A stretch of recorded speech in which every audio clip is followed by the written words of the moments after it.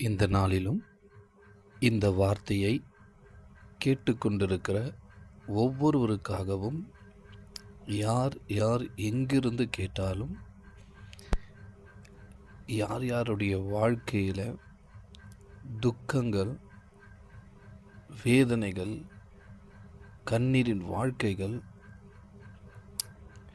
இருதயம் நொறுங்கப்பட்டு உடைக்கப்பட்ட ஒரு சூழ்நிலையில் இருந்தாலும்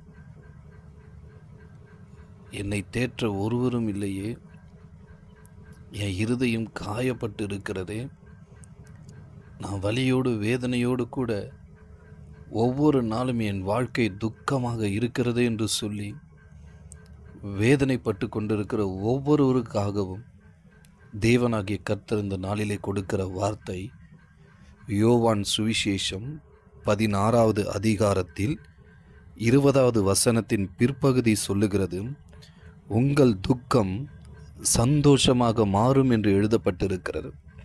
அப்படி என்றால் இந்த நாளிலும் இந்த வார்த்தையை கேட்டுக்கொண்டிருக்கிற ஒவ்வொருடைய வாழ்க்கையில் இருக்கக்கூடிய துக்கத்தை கர்த்தர் இந்த நாளிலே சந்தோஷமாக மாற்றப் போகிறார். உங்களுக்காக ஜெபிக்கிறேன்.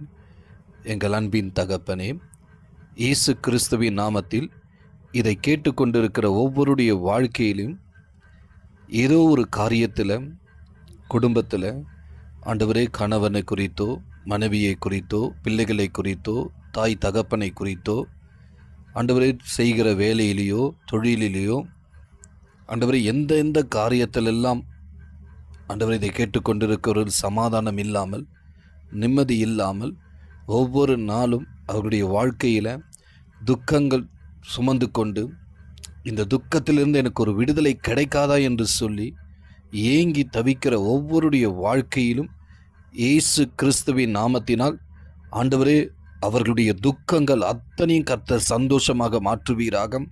யோவான் 16:20 எழுதப்பட்டிருக்கக்கூடிய வசனத்தின்படி உங்கள் துக்கம் சந்தோஷமாக மாறும் என்று சொன்னீரே. ஒவ்வொருடைய வாழ்க்கையில் இருக்கக்கூடிய துக்கங்கள் இயேசுவின் நாமத்தினால் இந்த நாளிலே சந்தோஷமாக மாறும்படியாக ஜெபிக்கிறேன்.